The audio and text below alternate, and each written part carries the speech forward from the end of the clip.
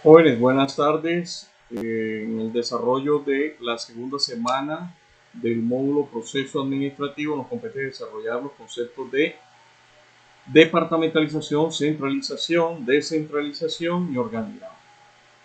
En estos temas, pues tenemos que desarrollar muchos componentes que nos permitan entender todas aquellas actividades que nos van a poder encauzar en una buena administración de la estructura en general de la organización.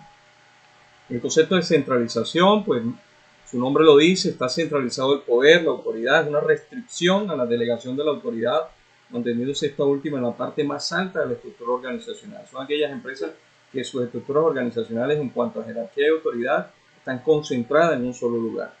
Y todas las demás subestructuras dependen de la directriz directa de esta autoridad central. La autoridad formal, entendiéndose dentro del esquema de la organización, es el reconocimiento de la forma legal, o sea, el derecho para ejercer influencia sobre las personas o grupos de ellas. Departamentalización, agrupación de actividades o funciones por área. Dirección, departamento, sección u otros son los apelativos que normalmente se le dan a estos conjuntos de recursos humanos que se especializan dentro de la organización. ¿Para qué? Para garantizar el cumplimiento racional de la misión propuesta. ¿Qué es influencia? Son las acciones que se realizan para modificar la actitud o comportamiento de una persona o grupo. ¿Qué es poder? Es la capacidad de influir sobre una persona o grupo para cambiar el comportamiento de él. ¿A qué llamamos delegación? La delegación es la transferencia u otorgamiento de poder legítimo a una persona o varias de ellas. La delegación es uno de los aspectos principales del trabajo de un jefe, ya que sí mismo algunas veces no se sabe delegar, porque no se delega adecuadamente. Seguramente que sus resultados no serán si así se hace de una mala manera. E incluso pesará sobre él una carga excesiva de funciones y actividades si no aprende a delegar. Hay que entender un punto sobre la delegación, jóvenes. En la delegación se delegan acciones concretas para ejecutar. Se puede delegar parte de la autoridad, pero la responsabilidad, entiéndanlo bien, es indelegable. Les pongo el ejemplo de una madre que tiene su bebé y le toca trabajar fuera de su casa y se ve obligada a apoyarse con el trabajo de una persona especializada que cuide al bebé. Esa autoridad o esas acciones completas que le ha transmitido a esa persona especializada para el cuidado de los bebés, se delimita exclusivamente a las acciones concretas, operativas que debe realizar desde el que surge el día hasta que ella retorna al hogar. Pero la responsabilidad del cuidado como madre de familia ante una enfermedad, ante el desarrollo alimenticio adecuado, ante el esquema nutricional, ante el esquema de vacunas, es indelegable. Sigue siendo responsabilidad de la mamá, que operativamente le traslada de manera temporal y con un esquema remunerativo a la persona especializada. Es la delimitación que se está haciendo. Se está transfiriendo actividades operativas concretas para poder cumplir con la responsabilidad que le compete a la mamá, pero la mamá sigue siendo la persona que vigila, supervisa que todas esas acciones, que todo ese esquema de ejecución operativa permita que ella esté cumpliendo con su responsabilidad, porque sigue siendo de la mamá, más ella no le puede trasladar responsabilidad de ser mamá, la parte afectiva, la parte de responsabilidad sobre el cuidado de alimentos, manutención y demás del bebé sigue siendo de la mamá.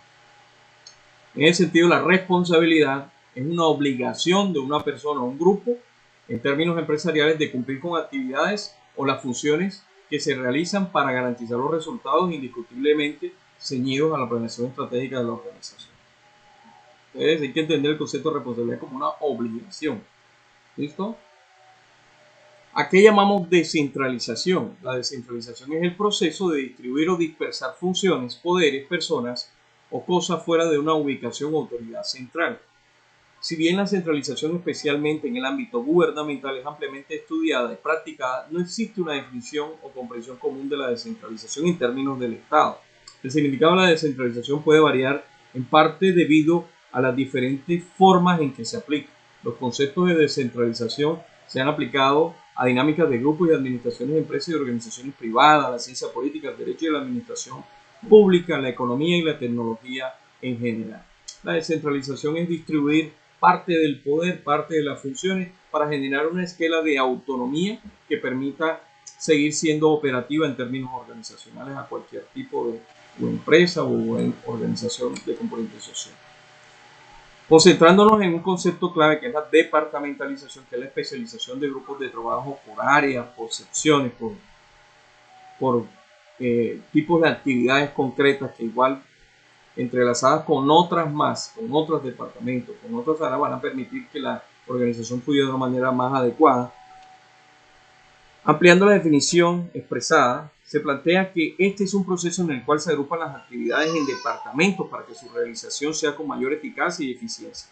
La departamentalización surge por la necesidad de realizar y controlar el trabajo con el incremento de la especialización como consecuencia del desarrollo. Precisamente con respecto a estas causas que promueven la departamentalización, tenemos la imposibilidad de una persona pueda asumir la dirección de una cantidad excesiva de personas. Con el desarrollo de las actividades y los aportes de la ciencia se incrementan las funciones y su especialización, lo cual permite su agrupación adecuada. Otro aspecto es que debido a la necesidad de economizar recursos es necesario centralizar en áreas, secciones o departamentos determinadas actividades. La necesidad de elaborar políticas, métodos, objetivos afines y uniformes es otro aspecto importante relacionado con el surgimiento de la departamentalización. La departamentalización se ha realizado a través de distintas formas o modelos, algunos más antiguos y menos utilizados hoy día, otros con mayor empleo. Se puede citar algunos de ellos, por ejemplo, el número de territorio, las funciones por producto, departamentalización según el proceso de fabricación, departamentalización de acuerdo a la tipología de cliente. Ya es optativo de las organizaciones qué criterios va a utilizar para poder seccionar o especializar las áreas que funcionan en la organización. Otro concepto importante dentro de la estructura organizacional y dentro del proceso administrativo, que es lo que estamos viendo, se convierte en una herramienta de sumo interés que permite hacer una visualización de cómo están repartidas las funciones y las actividades en una organización a través de una herramienta gráfica llamada organigrama. ¿Qué es un organigrama? El organigrama nos muestra la estructura interna de una organización o empresa, los empleados y sus cargos, y se puede representar con rectángulos y otras figuras. A veces incluyen fotos, información de contacto, correo electrónico y enlaces a páginas web, iconos e ilustraciones. Las líneas rectas o con un ángulo de 90 grados unen los niveles. Esto crea una representación visual clara de la jerarquía y los rangos de todos los empleados, trabajos y departamentos que conforman la organización. En la gráfica vemos un ejemplo de un organigrama donde está representada una gerencia general y los cargos que se subderivan de manera subordinada a esta autoridad suprema que es la gerencia general. Cuando vemos las líneas de manera horizontal son cargos o funciones que tienen una misma representatividad en cuanto a autoridad. Por debajo de esa línea serían subordinados. Los organigramas en esencia son representaciones gráficas, como lo hemos dicho, de las estructuras organizacionales de cualquier empresa. En los organigramas son reflejados los esquemas y estructuras de las organizaciones, así como los niveles jerárquicos existentes de la misma. Es decir, un organigrama se encarga de mostrar la estructura interna de la organización en su totalidad, los empleados con los que cuenta, los cargos en un orden jerárquico. Los organigramas pueden usar formas como rectángulos o cualquier tipo de representación para poder crear una definición clara de los mismos. Un organigrama cumple dos funciones principales. En primer lugar, es informativo, ya que a los nuevos integrantes de la compañía les servirá, o también a los más antiguos que hayan olvidado alguna posición o haya la organización realizado alguna reestructuración. Entonces, para el nivel de comunicación, a través de esta herramienta es clave que los empleados se puedan ubicar su nivel de desempeño o su nivel de responsabilidad o qué papel juega su cargo dentro de las actividades generales de la organización. Entonces, en primer lugar, una de las funciones principales es informativo. En segundo lugar, es una herramienta para análisis organizacional, ya que como instrumento de análisis servirá para detectar fallas en la estructura. En un organigrama veremos claramente cada unidad o departamento y la relación con otras unidades. Siendo así, si algo no está funcionando, podemos estudiar el gráfico para entender y poder darle un tipo de solución a la situación. Es muy fácil crear un organigrama. Este se hace al mismo tiempo que nace la organización para dejar en claro los puestos jerárquicos y la organización de la compañía. Cuando se crea una organización y no se tiene un organigrama, o cuando la organización está creada, tiene ya su organigrama, pero necesita cambios o reajustes. Es importante que esta representación de la compañía se mantenga siempre actualizada. No puede ser algo estático. Existen unos tipos de organigramas concretos que los vamos a mencionar, no vamos a profundizar. Tipos de organigramas dependiendo de la naturaleza, la finalidad, el ámbito, el contenido y la presentación. Por su naturaleza tenemos los microadministrativos, que corresponden a una sola organización y puede referirse a ella en forma global o mencionar alguna de las áreas que lo conforman. Macroadministrativo cuando involucra a más de una organización, varias razones sociales dentro de un holding o una corporación, por ejemplo.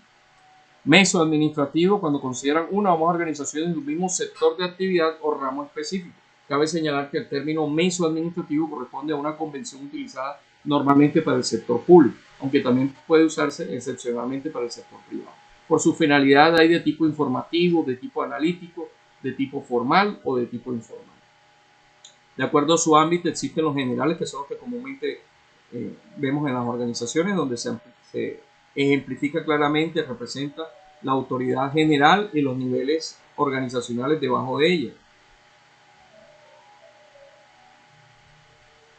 También existen los organigramas de acuerdo a su contenido. Este grupo se divide en tres tipos de organigramas: integrales, que agrupan sus funciones de la autoridad central;